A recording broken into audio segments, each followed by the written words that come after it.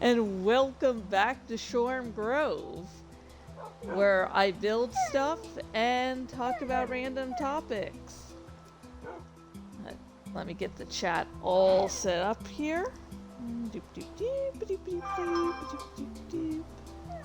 Okay, got that set up. And the topic for this stream will be me continuing to go down my ranked list of homes in Skyrim. Again, hang on, and I'll set it up here. Okay, and again, these won't be all the homes in Skyrim because there were some I haven't been to, the faction homes, and others I've just forgot. Because I'm a forgetful person, apparently. Yeah, God. So a new Beverly Hills Cops movie is coming out. I've never really watched any of the movies. My husband has. And so we're watching the original movies and going to finish with... Oh my God. So gross. And then, well, of course, we'll be finishing with the latest installment. I think that'll be big enough to do tonight. Yeah.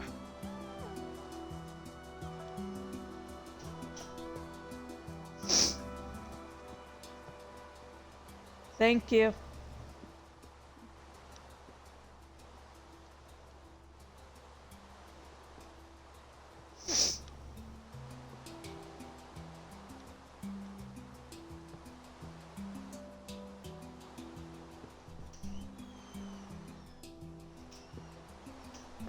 Friend helped me with a little bit of computer trouble, so that's what I was thanking him for, so I can, keep a working computer, so I can keep doing what I love.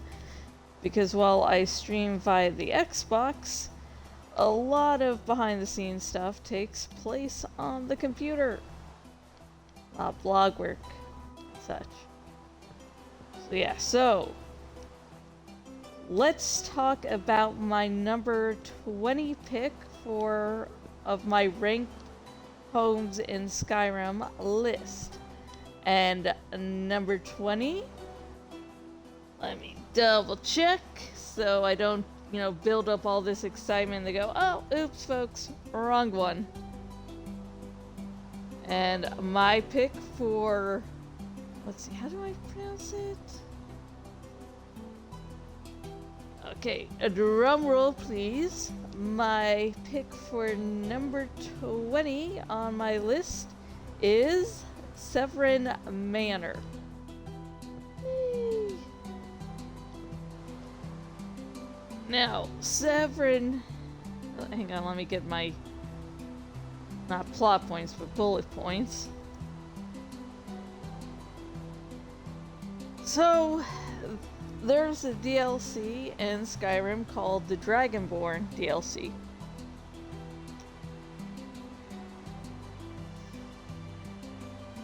And this... hang on, I was drinking and... can't... apparently only have limited use of my hands, haha.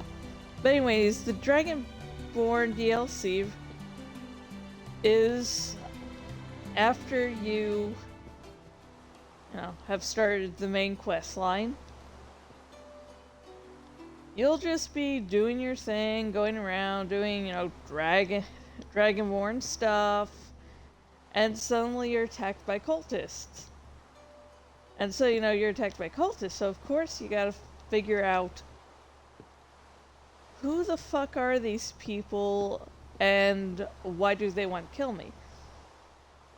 I mean, as... in my initial playthrough, I started out trying to be goodish, and I sort of fell to the dark side. Now I'm just swimming in darkness, but so I don't know how bad I was by the time this DLC was triggered,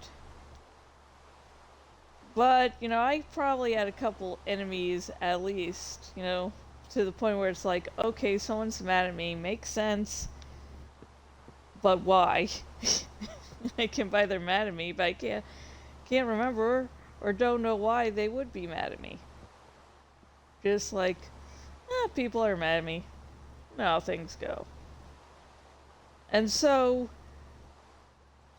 as you're looking for, you know, the origin of these cultists, you end up going to the island of Solstein, where people are trying to revive Mirak, who was the first Dragonborn. Now you play as the last Dragonborn. Yeah, you travel to a nice new location that I think it really shouldn't be allowed on Solstein until you reach a certain level, because it's hard as fuck and I still get nervous going there, so I hardly go there. Even though it's a pretty cool location and all. But anyways, this video is... Let's see, hang on. Okay. But, well, I would love to go over the whole Dragonborn DLC. Especially the part for me personally, where I beat the Dragonborn DLC, you know, at level 20 or 21, and I think I was only able to do that because, God, I was, let's see, yeah, I had done the Night to Remember quest, so I got a Daedric item from that, and yeah, I would really love to go over my triumphs, pitfalls, and acts of stupidity that somehow worked. But, you know, that's not what this video is about. This video is number 20 on my ranked home list, which you know is about Severn Manor, and Severn Manor is on Solstein. And this is really a very valuable house in game, as it's the only house in Solstein you can own. So if you don't want to stay at the end every night of Solstein, not Solstein, Severn Manor. Now, you can now the way you get this house is through the Served Cold quest. And what that is you basically uncover an assassination plot and you foil it, and as a reward, the ruler of the island's like, you know, there's no amount of gold, you know, septims we can give you, so, you know, that house, you know, where the assassins were hiding? Well, you know, it's not occupied now, so, you know, if you want to. It is really fucking raining here. Usually if you sleep through a rainstorm, it stops. I don't know.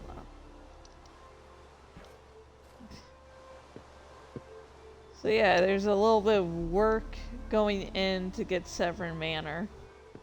You need beyond the Dragonborn DLC. You need to uncover an assassination plot, which is really cool. Like, yay!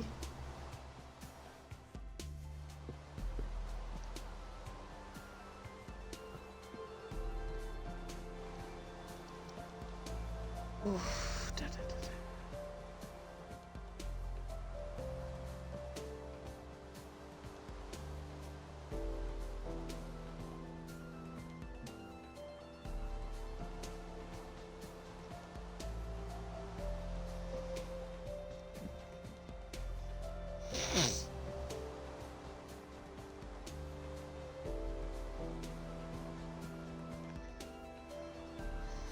So I really, really like Severn Manor, but the thing is, it is off the beaten path and then some.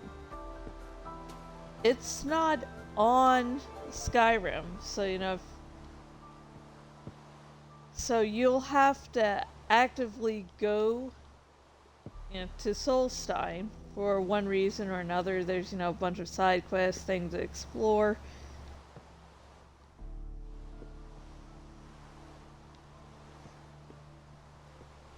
So you can't just be randomly walking around Skyrim and just go, hey, oh, here's this house.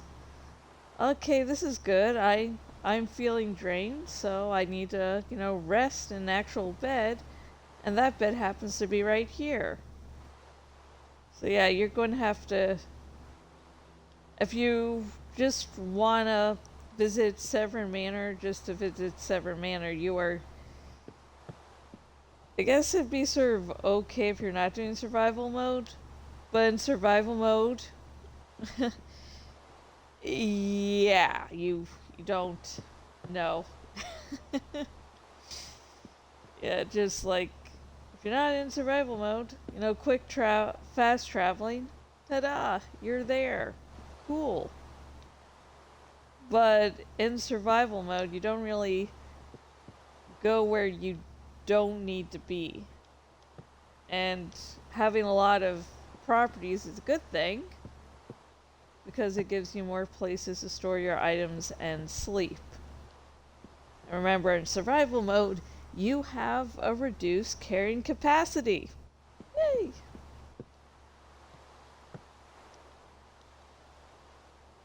Yeah. So that's the huge downside. Or else honestly Severn Manor would be higher on the list. But you're really going to want to travel to Solstein to actually. So yeah, I'm not going to keep on repeating the same thing over and over and over again.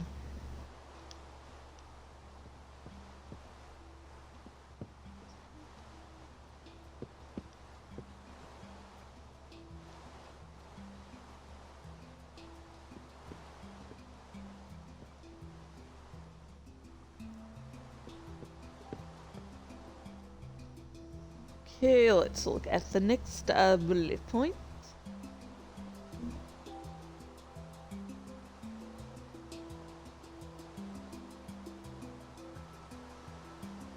So, what can you do once you enter Severn Manor?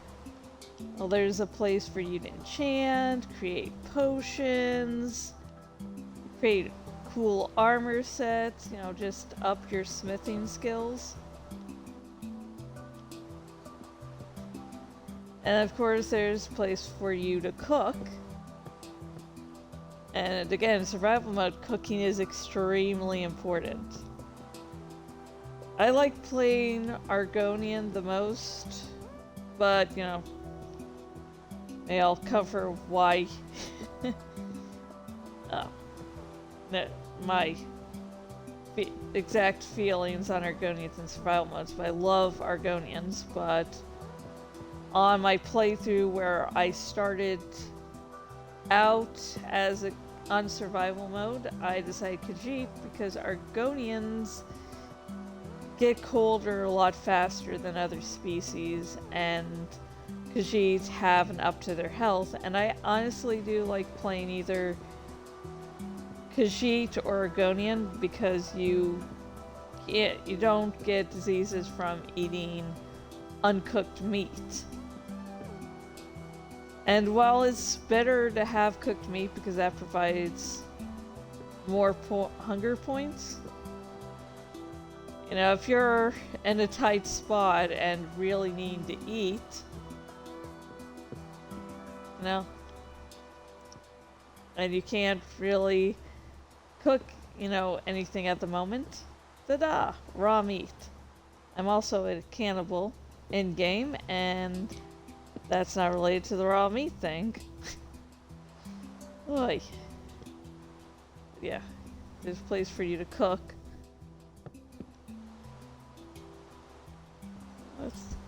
It's like also nice little bedroom for you to also showcase your gear, which is always great.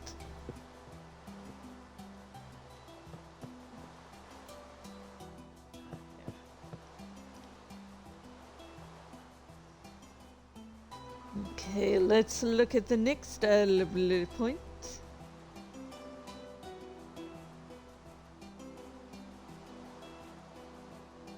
Okay, hang on, let me drink some milk.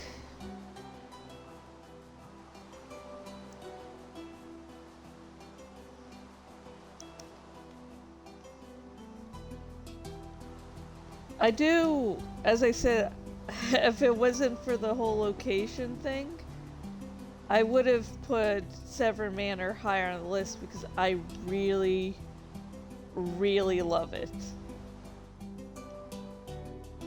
It just has a nice feel, really feels like you're part of Solstein. It's also a nice place of safety, especially when you've been traveling the wilderness of Solstein. Like, oh yes, a home away from home.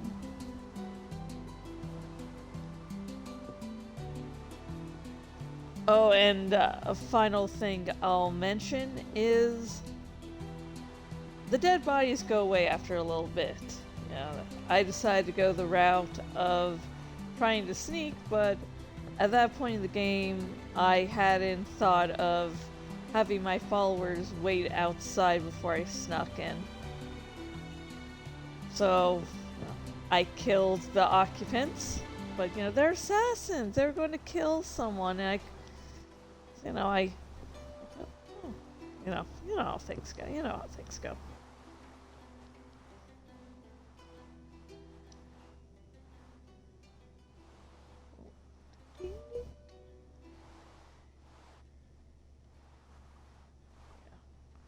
So yeah, they were dead in the house, but you know, after a little bit, the bodies went away. So if you're going to ask, oh, ew, these bodies, I don't want to live in a place with dead bodies, don't worry, they'll go away after a little bit.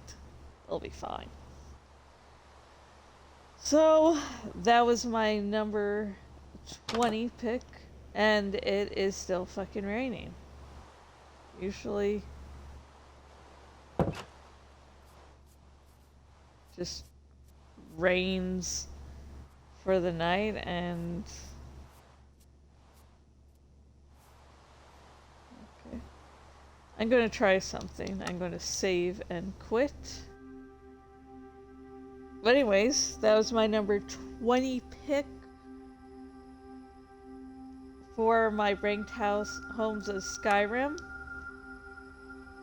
And number 20 again was Severn Manor. So, you know, comment down below, what do you think of my pick?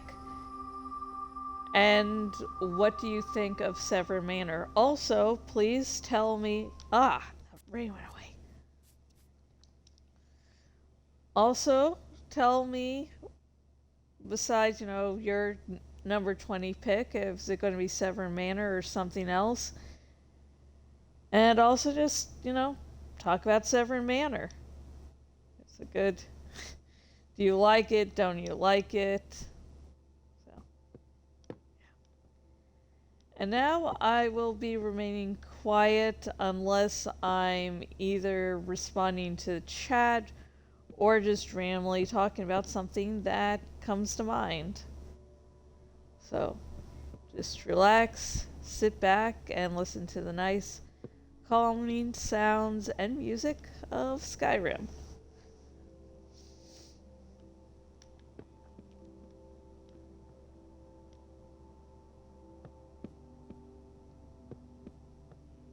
Not Skyrim, goddammit. Minecraft. Of Minecraft. Did I say Skyrim? I'm pretty sure I said Skyrim.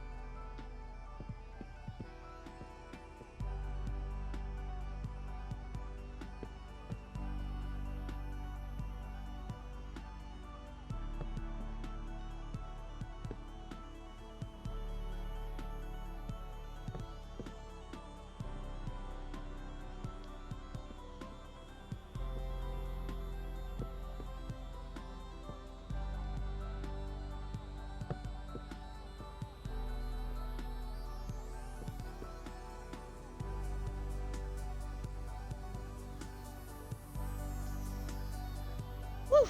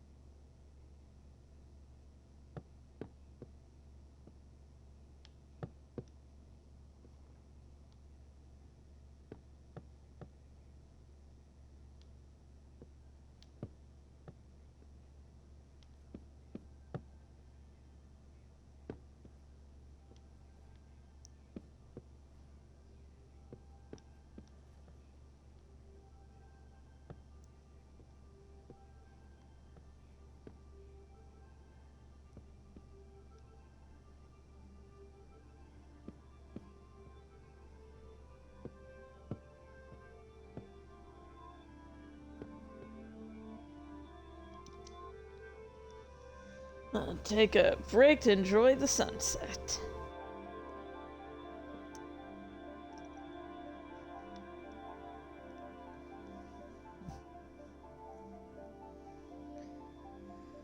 Ooh, give my fingers a little time to cool down.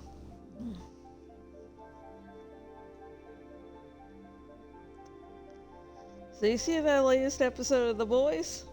Huey was given the very short end of the stick. I'm a little triggered by, rape scenes, and yeah, Huey was raped, though, no actual penetration happened. I don't know, it's... The only way I can really describe it simply is like weird rape. It's like, not normal sex stuff, but very kinky sex stuff. And honestly, even though there was no penetration, the fact that kink was involved, and it was very much a sexual thing, yeah, it was 100% rape. And it's a little disturbing when some people won't even call it sexual assault, because it's like, well, he consented, and the consent those people are talking about,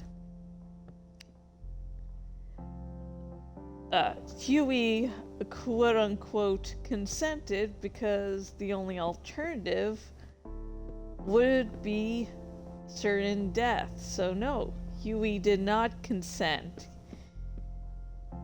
And some people are like, well, it's not sexual assault because Huey lied.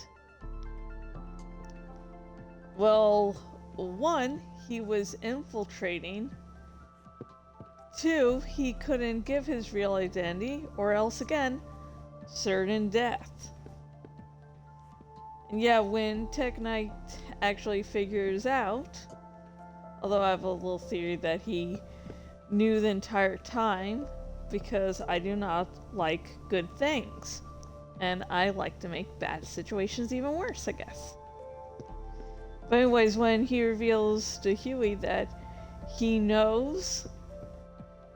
oh god, this is a little fucked up, but he decides that he's going to cut some new holes into Huey to use for, penetration. Yeah, it's luckily things are stopped before it goes that far. Jesus Christ, I'm so glad. But there's a little Easter egg.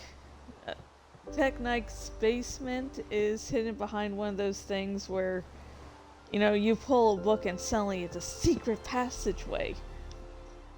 And the book he has to be the little key in that case is 120 Days of Sodom. And everyone who knows about that infamous movie, yeah, of course, everything in that basement would be messed up. So you can look up about that movie on your own. I am never going to watch that movie, and if you don't already know about that movie, look up Simply, and you can see why. If you really like that movie or like watching it, more power to you, but it is not... Oh no, it's not my jam.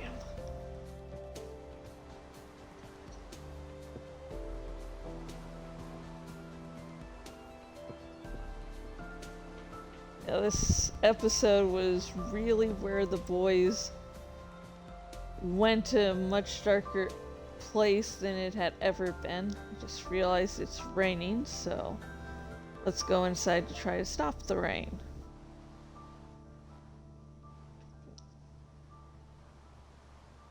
And I was in really a good headspace when I was watching the episode. So yeah, it was really hard to deal with, honestly, but that's how it goes.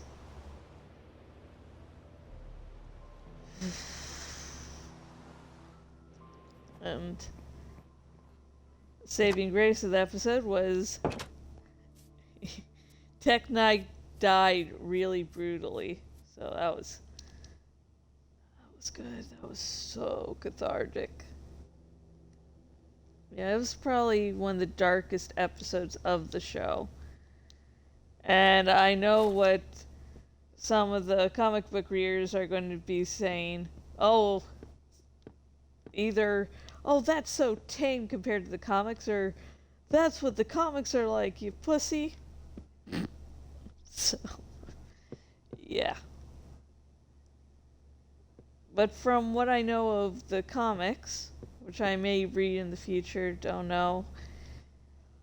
I have so much stuff on my to-read list, honestly, but the TV show has more nuance, satire than the comics, because the comics seem to be based on superheroes suck and are all fascists. So, yeah. I think one reason why this season is feeling a little darker, because it seems to be revolving around Homelander being Trump. And so some of the disturbing things that are happening is like some of the things that are threatening to happen in the US.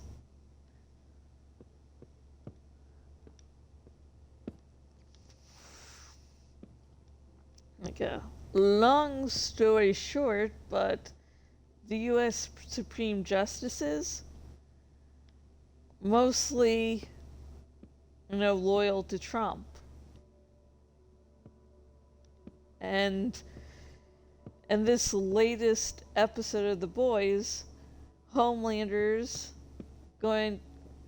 attempting to take control of the judicial branch to get Victoria Newman in a position of power, so Homelander can eventually take over the US. And in this episode, it was also revealed the reason Sage was making a deal with Tech Knight was because Tech Knight owns a shitload of prisons. And, they want to, I think it was internment camps, for their enemies. So yeah, if I'm not really looking too deeply into this because the stuff I already know is, already depressing enough. But Project 2025, if you wanna, scare yourself shitless, go look at that.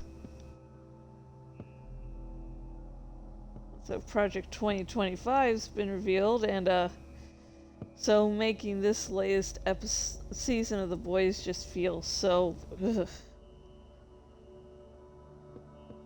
Hitting really, really close to home.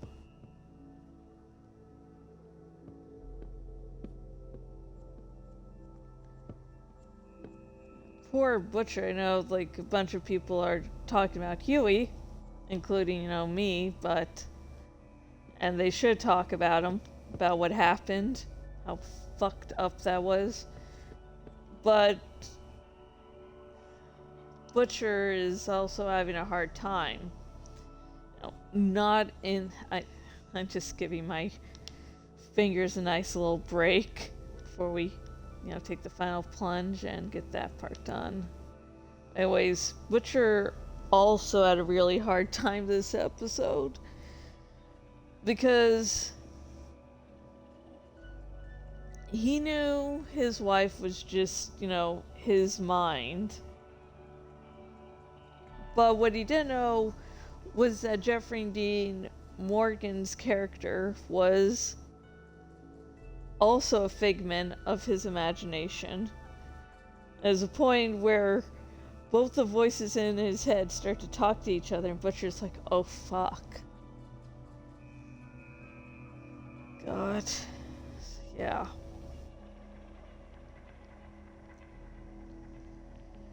You just realize how fucked up he is. And though not the only clue that, Jeffrey Dean Morgan was just a figment of his imagination, is that, the classic, devil on your, there's a devil and angel on your shoulder? I think it was between this episode and the last episode where I was doing my thinking on, one of the best places to do your thinking, so it was probably either the shower or the toilet. Because, yeah, for some fucking reason, that's where ideas just come to me.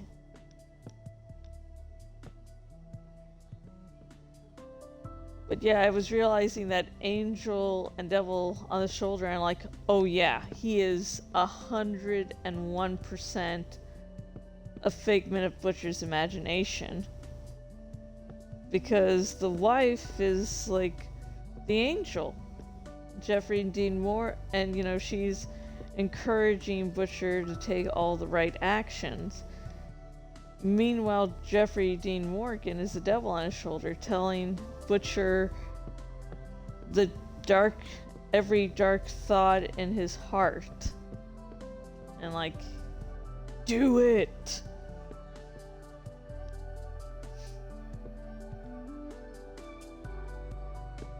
So yeah.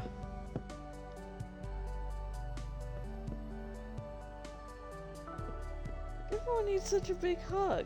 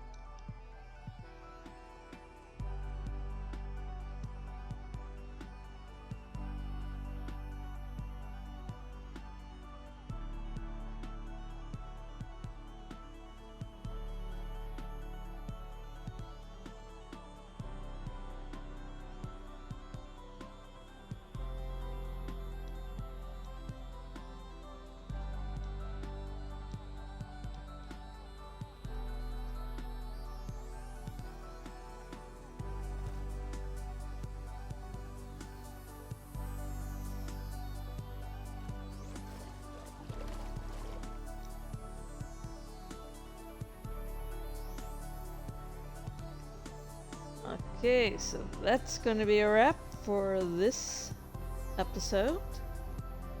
Thank you everyone for watching. Again, I would love to hear your opinions on my top 20 pick of Severn Manor. Oh.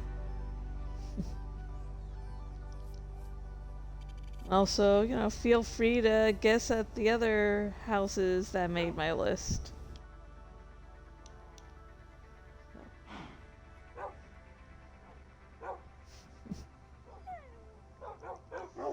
So I hope you all have a very happy and safe night, and I am about to go kick the hay and just count sheep, which I probably only honestly have to count one sheep at this point, and fall asleep. So hope all of you stay safe.